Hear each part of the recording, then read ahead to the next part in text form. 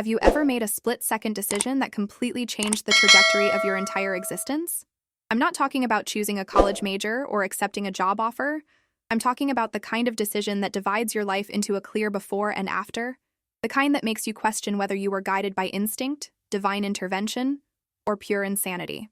10 years ago, I walked into a church and did something that still makes my hands shake when I think about it. I stopped a funeral. I threw open a casket in front of dozens of mourners and refused to let them bury someone who was still alive. The woman lying in that coffin, pale and motionless, would eventually become my wife. But getting from that moment of absolute chaos to where we are now, that's a story that still feels impossible even though I lived every terrifying second of it.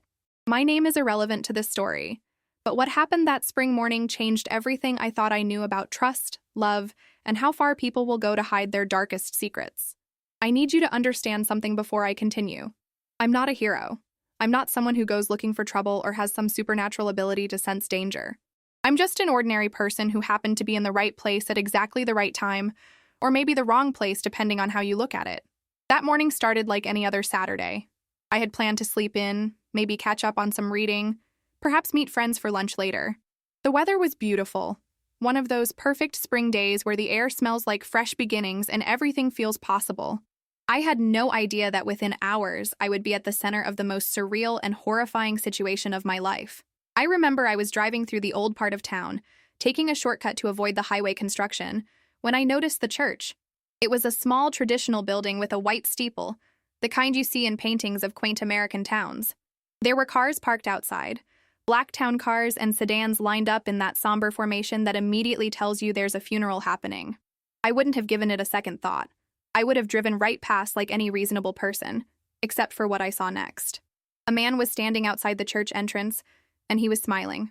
Not a polite, respectful smile that you might give to an acquaintance at a sad occasion. This was different.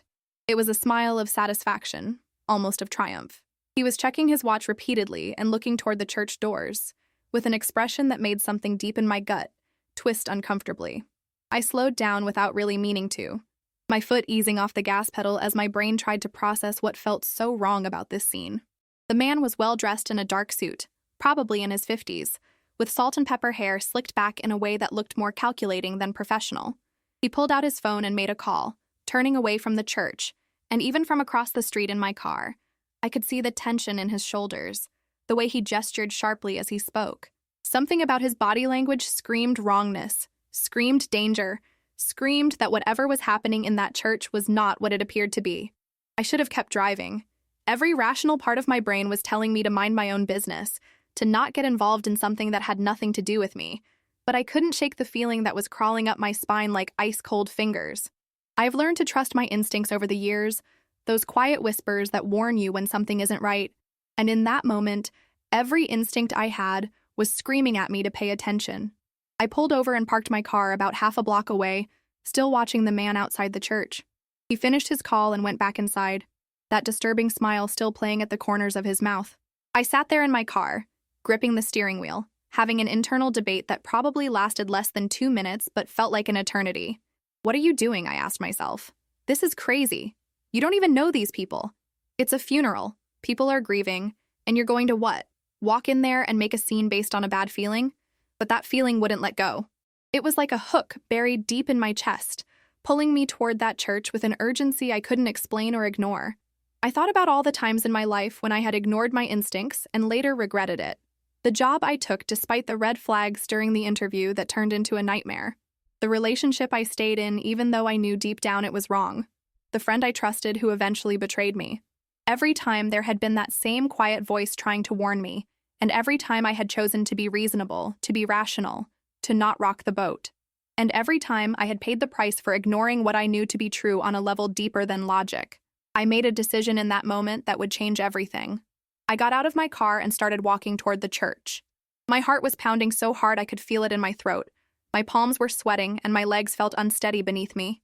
With each step closer, the logical part of my brain was listing all the ways this could go wrong, all the reasons I should turn around, all the potential consequences of what I was about to do. But I kept walking. The church doors were heavy old oak, and when I pulled one open, it creaked loudly enough that several people in the back pews turned to look at me. The interior was dimly lit, with streams of colored light filtering through stained glass windows, casting red and blue shadows across the somber scene. There were maybe 40 or 50 people scattered throughout the pews, all dressed in black, all wearing expressions of grief or solemn respect. At the front of the church, positioned before the altar, was the casket. It was open, which struck me as unusual even in my limited experience with funerals. The casket was a rich mahogany color with brass handles, expensive looking, and from where I stood at the back of the church, I could just make out the profile of the person inside. The pastor or priest or whatever he was stood at a podium to the side, speaking in low, reverent tones about loss and peace and eternal rest. His words washed over me without really registering because all of my attention was focused on trying to figure out what I was doing there and what exactly felt so wrong.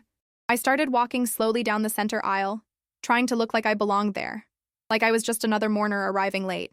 A few people glanced at me with mild curiosity, but most kept their attention on the pastor or on their own grief. As I got closer to the front, I could see more details. The casket was lined with white satin, and there were flowers everywhere, elaborate arrangements of lilies and roses that filled the air with their cloying sweetness. And then I saw her. The woman in the casket was young, probably in her late 20s or early 30s. She had long, dark hair that had been carefully arranged around her face, and she was dressed in a simple white dress that looked almost like a wedding gown. Her hands were folded across her chest, and her skin had that waxy, too pale quality that I associated with death. But something was wrong. I moved closer, my feet carrying me forward almost against my will, and that's when I saw it. The detail that made my blood run cold and confirmed every instinct that had driven me to this church. Her eyelids were moving. It was subtle, so subtle that I almost thought I imagined it. A slight flutter like she was in REM sleep rather than the permanent sleep of death. I froze, staring at her face, willing myself to be wrong, to be seeing things, to be crazy. But then I saw it again. A definite movement beneath her closed eyelids, and I noticed something else. Her chest. It was moving. Barely, almost imperceptibly, but rising and falling in a rhythm that the dead don't have. She was breathing. The realization hit me like a physical blow, stealing the air from my lungs and making the room spin around me. This woman was alive. They were about to bury someone who was still alive. The implications of that crashed over me in waves. This wasn't a mistake, wasn't someone who had been mistakenly declared dead by incompetent medical staff. This was intentional. Someone wanted this woman in the ground, and they wanted it to look like a proper legal burial. My mind raced through possibilities, each one more horrifying than the last. Was she drugged? Poisoned with something that mimicked death? Was she in some kind of coma that they were using as an opportunity to get rid of her? I looked around the church with new eyes, suddenly seeing the mourners not as grieving family and friends, but as potential accomplices or victims themselves. How many of them knew? How many were in on whatever sick plan this was? The pastor continued speaking, apparently unaware or uncaring that I had walked right up to the casket and was now standing there staring at the supposedly deceased. I could hear him saying something about committing the body to the earth, about ashes to ashes and dust to dust, and I realized with growing horror that they were about to close the casket. Once that lid came down, once they sealed it and lowered it into the ground, this woman would wake up buried alive, would suffocate in the darkness, would die in terror and confusion, alone with no one to hear her screams. I couldn't let that happen. I wouldn't let that happen.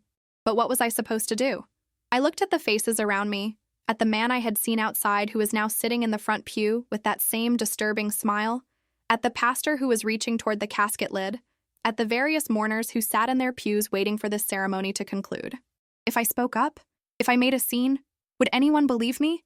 Would they think I was insane? Would they throw me out or worse? Would whoever had orchestrated this decide I was a threat that needed to be eliminated? My hands were shaking, and I felt sweat trickling down my back despite the coolness of the church. This was the moment. This was the decision that would define everything that came after. I could walk away, convince myself I had been mistaken, let whatever was going to happen happen and live with the guilt forever. Or I could act.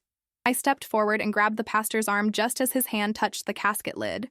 The church went completely silent, every eye turning to me, and I could feel the weight of dozens of stares boring into my back.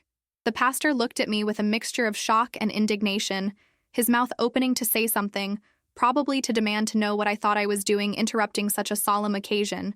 But I spoke first, and my voice came out louder and stronger than I expected, probably because my adrenaline was pumping so hard I could barely hear my own thoughts over the roaring in my ears.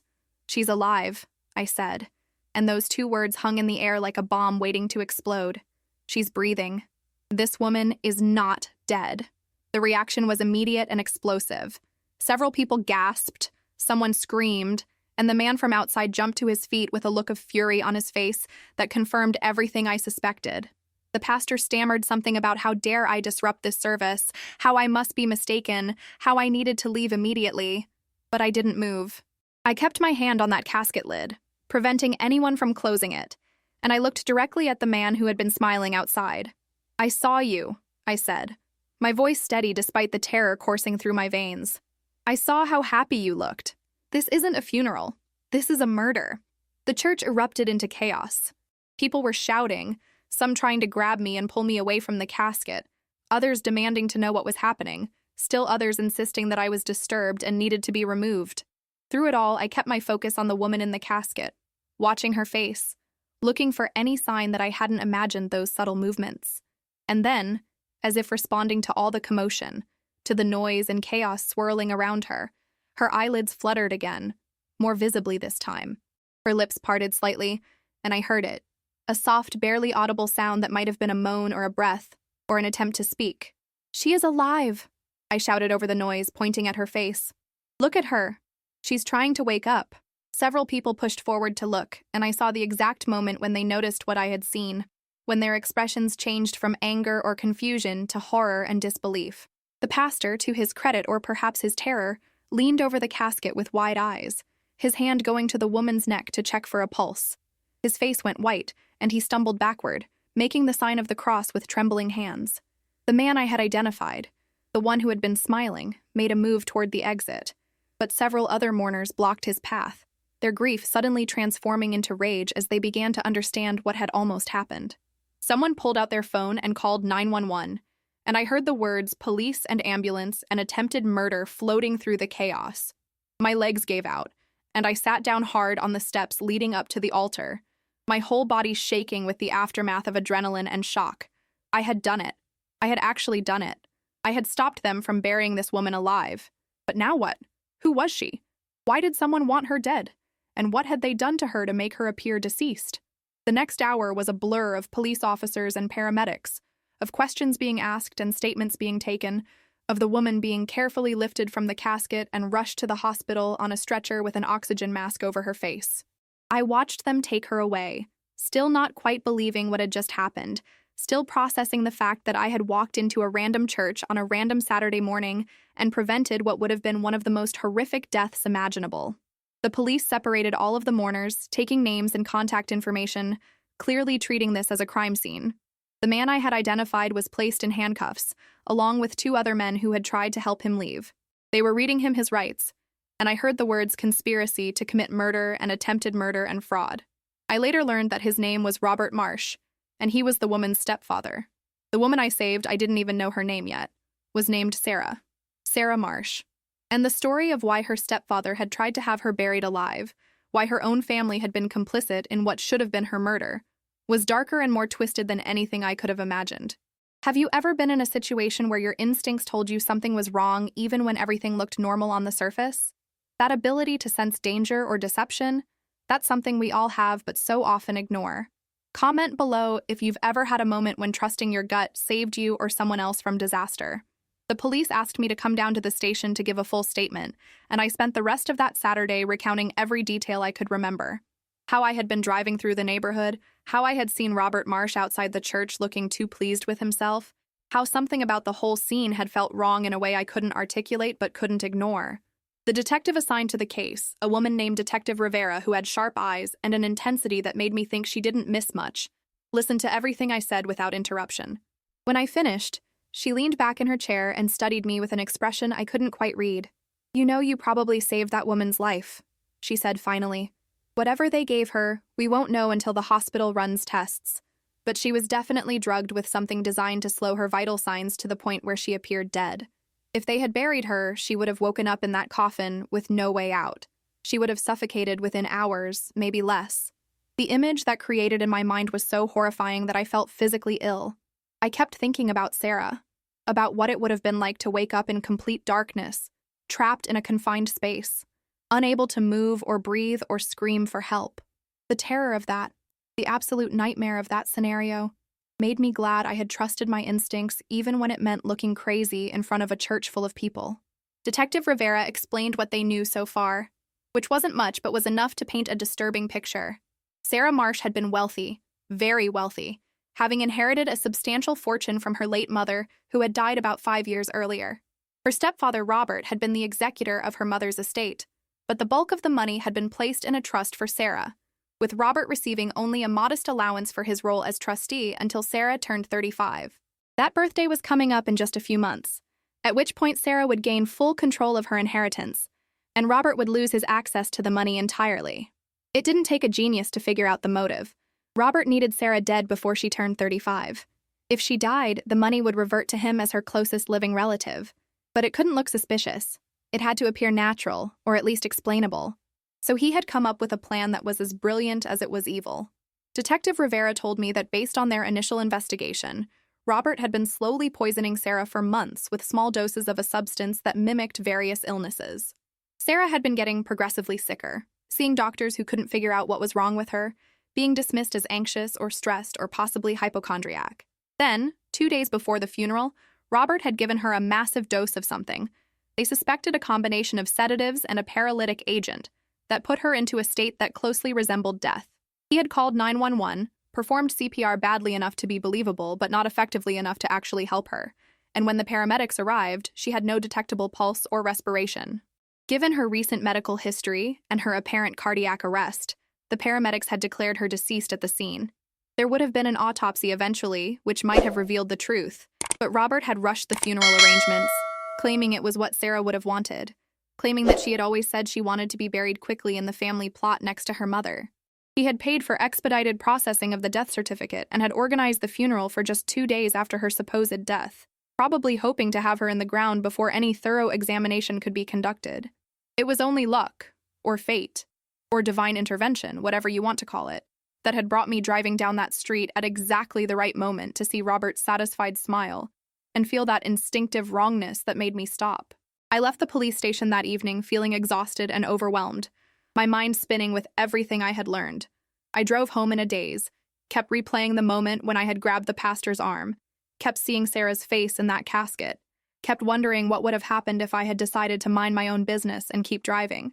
That night, I couldn't sleep. I lay in bed staring at the ceiling, thinking about Sarah in the hospital, wondering if she was awake yet, wondering what she remembered or knew about what had happened to her. The police had told me they would keep me updated on her condition and on the progress of the case, but that I should try to return to my normal life, that I had done my part, and now it was up to them to handle the rest. But how do you return to normal after something like that? How do you go back to worrying about mundane things like work deadlines and grocery shopping and whether you remembered to pay the electric bill when you've just prevented a murder and uncovered a conspiracy that sounds like something out of a thriller novel? The next few days were surreal. The story hit the news, and suddenly I was being contacted by reporters wanting interviews, by true crime podcasts wanting me to tell my story, by people I hadn't spoken to in years reaching out to say they had seen me on television and couldn't believe what I had done. I declined most of the interview requests, feeling uncomfortable with the attention and wanting to respect Sarah's privacy during what had to be an incredibly traumatic time for her. But I did follow the news coverage obsessively, reading every article, watching every report, trying to piece together more information about what had happened. I learned that Sarah had woken up in the hospital about 12 hours after I stopped her funeral. She had been confused and disoriented, with no memory of anything after having dinner with her stepfather 2 nights before the funeral. The drugs in her system had caused temporary amnesia, which Robert had probably counted on, thinking that even if she somehow survived, she wouldn't be able to testify about what he had done to her. But the evidence was overwhelming. The police had searched Robert's house and found the drugs he had used, along with detailed notes about dosages and timing that showed clear premeditation. They had interviewed Sarah's doctors, who confirmed that her symptoms over the previous months were consistent with gradual poisoning. They had examined the financial records and found that Robert had been embezzling from Sarah's trust fund for years, taking far more than his allowed stipend, and was facing financial ruin when Sarah turned 35 and gained control of the accounts. He had even taken out a life insurance policy on Sarah just 6 months earlier, with himself as the beneficiary, for an amount that raised serious red flags once investigators started looking. Robert Marsh and his two brothers, who had helped him plan and execute the fake funeral, were charged with attempted murder, fraud, embezzlement, and a host of other crimes. The case was open and shut, the prosecutor told the media. It was one of the most cold-blooded and calculated murder attempts she had ever seen. A week after I stopped the funeral, I received a message through Detective Rivera. Sarah wanted to meet me. She wanted to thank the person who had saved her life, who had noticed what no one else had noticed, who had been willing to look crazy and make a scene and disrupt a funeral based on nothing more than intuition and a split-second observation. I agreed immediately, curiosity and concern driving me to want to see for myself that she was okay, that she was recovering, that the nightmare I had prevented was truly over. We met at a coffee shop near the hospital where she was still undergoing tests and treatment to counteract the long-term effects of the poisoning. I got there early, nervous for reasons I couldn't quite identify, and when Sarah walked in, I recognized her immediately, even though she looked nothing like the pale, motionless figure I had seen in the casket. She was alive in a way that seemed almost miraculous after what she had been through. Her dark hair was pulled back in a simple ponytail, and she was wearing jeans and a sweater that hung a bit loosely on her frame, evidence of the weight she had lost during her illness. But her eyes? God, her eyes were what struck me most. They were a deep brown, almost black, and they held a mixture of emotions that I couldn't begin to unpack. Gratitude and trauma and wariness and something else that might have been curiosity. She walked up to my table, and I stood awkwardly, not sure whether to shake her hand or what the proper protocol was for meeting someone whose life you had saved in such a bizarre way. She solved the problem by pulling me into a hug, and I felt her shoulders shake as she started to cry against my chest. "Thank you," she whispered, her voice broken and raw. "Thank you for seeing me. Thank you for not looking away." We sat down, and she told me her story. Not the clinical facts that I had learned from the police and the news reports, but the personal, painful details of what it had been like to be slowly poisoned by someone she trusted, someone who was supposed to be her family. Sarah explained that her mother had married Robert when Sarah was 16, just a few years before her mother was diagnosed with the cancer that would eventually kill her. Sarah had never liked Robert, had always found him cold and calculating, but her mother had loved him, and Sarah had tried to accept him for her mother's sake. After her mother died, Sarah's relationship with Robert became even more strained. He was controlling and manipulative, constantly questioning her decisions, trying to insert himself into every aspect of her life. But she had tolerated it because he was her only connection to her mother, because he was technically her family, because she thought she owed him something for the years he had spent married to her mother. She never imagined he was capable of what he had done. Looking back now, Sarah said, her hands wrapped around her coffee cup like she needed the warmth, I can see all the signs I missed. The way he would always insist on making me tea when I wasn't feeling well. The way he discouraged me from seeing doctors or getting second opinions. The way he seemed almost pleased when I got sicker instead of concerned. But you don't want to believe that someone you know, someone who sat at your family dinner table, someone who was at your mother's bedside when she died, you don't want to believe that person is trying to kill you.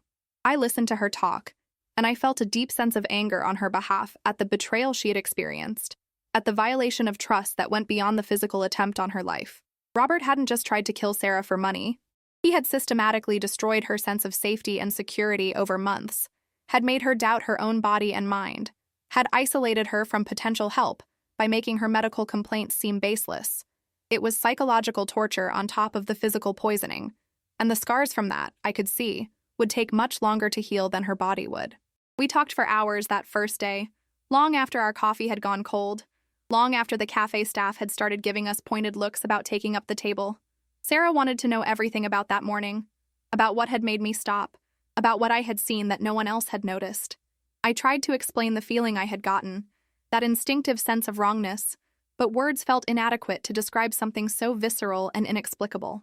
She listened intently to every detail, and when I got to the part about seeing her eyelids flutter, about realizing she was breathing, tears streamed down her face. I was dreaming, she said quietly. In whatever state I was in, I was having nightmares. I could hear voices around me, but I couldn't move or respond or open my eyes.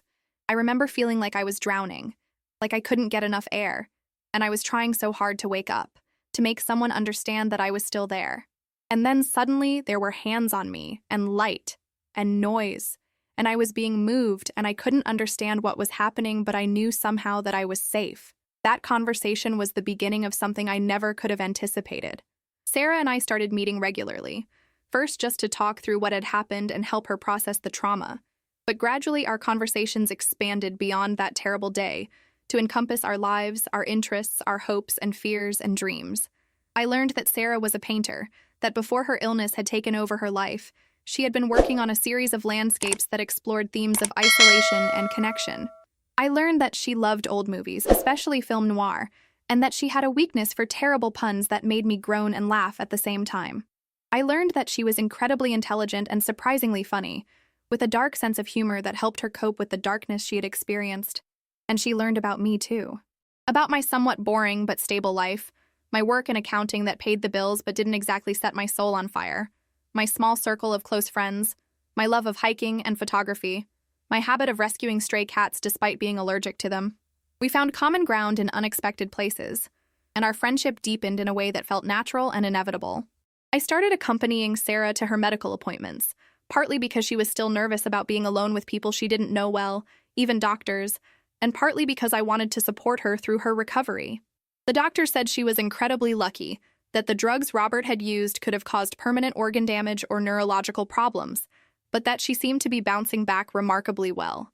It would take time, they warned, both physically and psychologically, but they were optimistic about her long-term prognosis. During this time, I also supported Sarah through the legal proceedings against Robert and his brothers. She had to give testimony, had to recount the months of illness and confusion, had to face the men who had tried to murder her across a courtroom. I sat in the gallery during those hearings, and I watched her summon a strength I'm not sure I would have had in her position.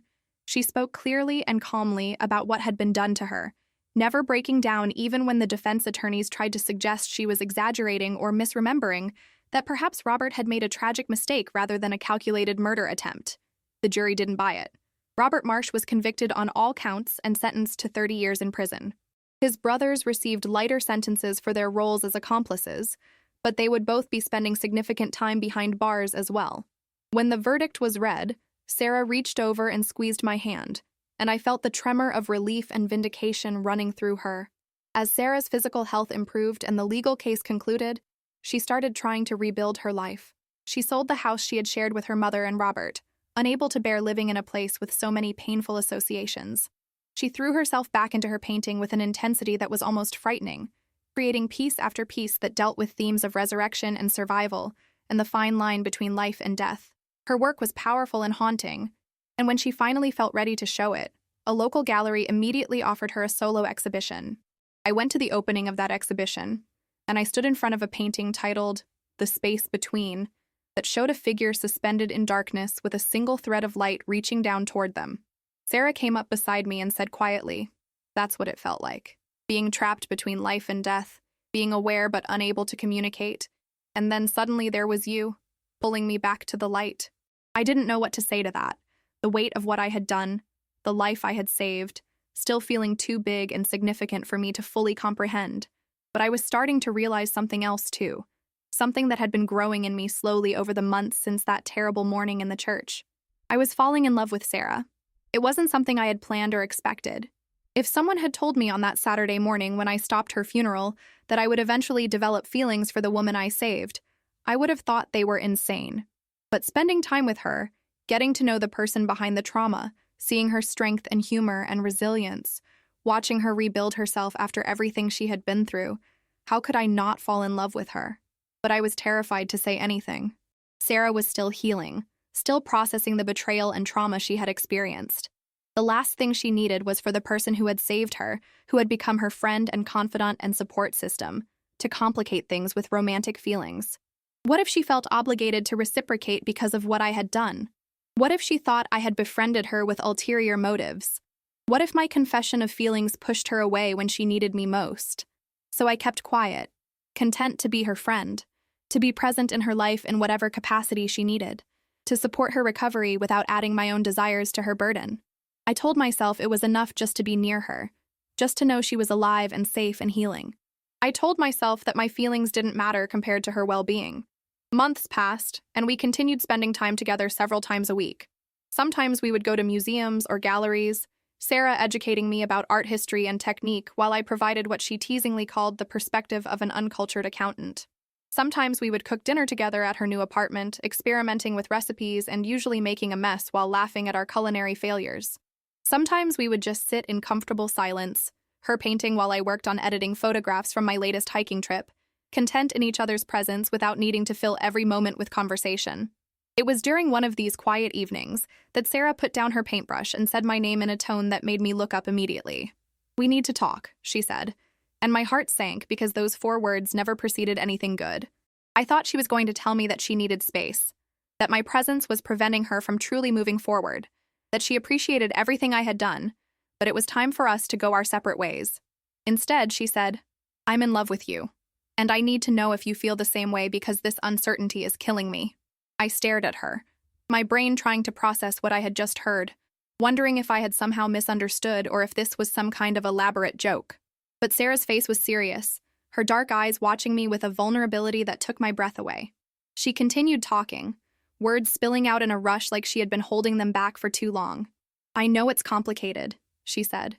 "I know that what happened, how we met, it's not exactly a normal foundation for a relationship. And I know I'm still dealing with trauma and trust issues and probably a dozen other psychological problems that should make me completely unsuitable for dating anyone right now. But I can't help how I feel. You see me, really see me, not just as the woman you saved or the victim who survived, but as a complete person with flaws and quirks and bad jokes. You've been there through everything without expecting anything in return, and somewhere along the way, I fell in love with you.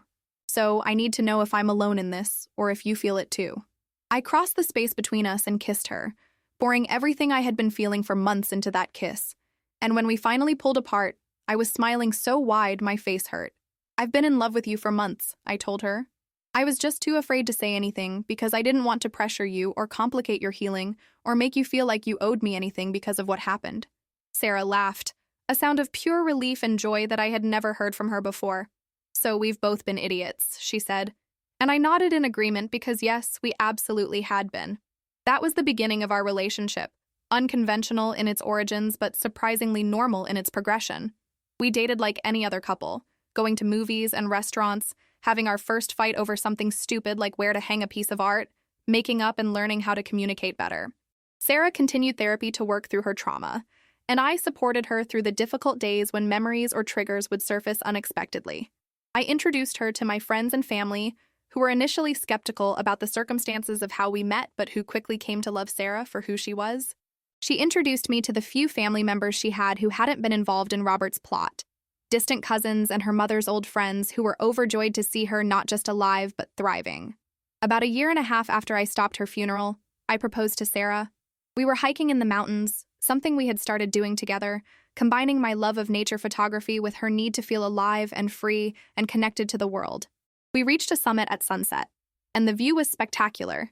Mountains stretching to the horizon painted in shades of orange and purple and gold. I had planned to wait until we got back down, had a whole speech prepared about second chances and new beginnings, and how finding her had changed my life in ways I never could have imagined.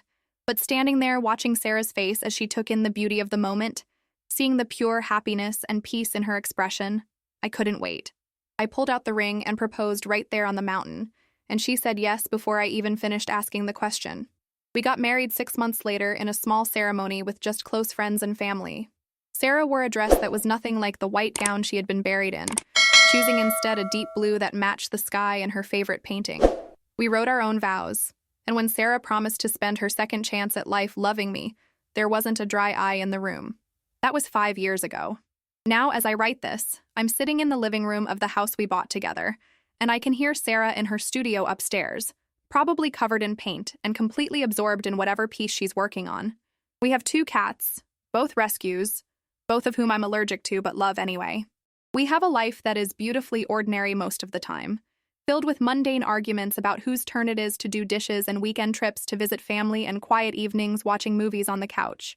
But every year on the anniversary of that day, we take a moment to remember how close we came to never having this life. We visit her mother's grave, the plot where Sarah was almost buried alive, and we leave flowers there not just for her mother but as a reminder of what was prevented.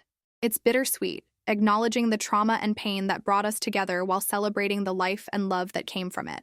People sometimes ask Sarah if it's strange being married to the person who saved her life, if she feels like she owes me something, or if our relationship is based more on gratitude than love. She always responds the same way. She tells them that yes, I saved her life that day in the church, but that she has saved me too in the years since. That our relationship isn't about debt or obligation, but about two people who found each other in the most unlikely circumstances and chose to build something beautiful together. That the fact that I stopped her funeral isn't the reason she loves me. It's just the reason we met. I think about that Saturday morning often, about the series of small decisions that led to me being on that particular street at that particular time.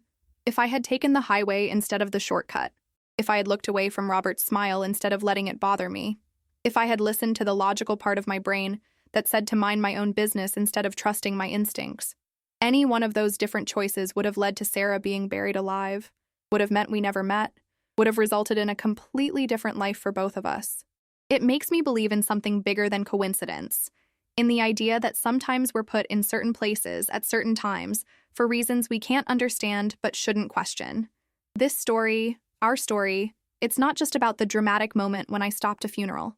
It's about what came after, about building trust after ultimate betrayal, about learning to love again after coming face to face with death, about two damaged people finding healing in each other's company.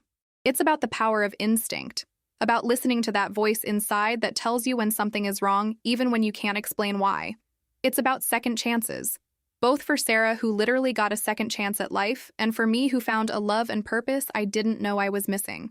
If you've made it this far in my story, I want to ask you something. Have you ever ignored your instincts about something and later regretted it? Have you ever had a moment when you knew something was wrong, but talked yourself out of acting on that feeling? I'm sharing this story not just to tell you about the most dramatic day of my life, but to encourage you to trust yourself, to pay attention to those gut feelings, to not be afraid to speak up or take action even when it seems crazy. You never know when your willingness to look foolish or make a scene or go against the crowd might save a life. Understanding the importance of trusting your instincts, of being willing to act even when you're uncertain, that's what I hope you take away from this. It's not always about dramatic life or death situations like the one I found myself in. Sometimes it's about smaller moments, about speaking up when you see someone being treated unfairly, about reaching out when you sense a friend is struggling, about questioning something that doesn't feel right even when everyone else seems to accept it. Your instincts are valuable. Your observations matter. Your willingness to get involved, to care, to act, that can change lives in ways you might never fully realize. If this story moved you in any way, if it made you think about times you've trusted or ignored your own instincts, I'd love to hear about it in the comments below. Share your stories of intuition, of close calls, of moments when paying attention to details others missed made a difference. Let's start a conversation about the importance of staying aware and engaged with the world around us. And if you found value in this story, if it touched your heart or made you think differently about the power of trusting yourself, please leave a like.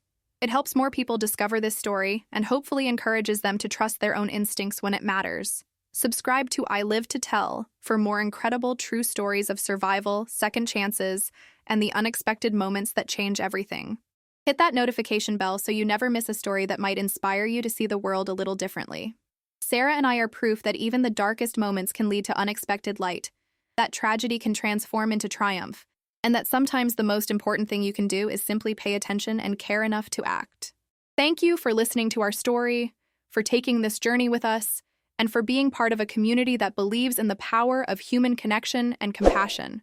Remember, your instincts matter, your actions have impact, and you never know when you might be exactly where you're supposed to be at exactly the right time.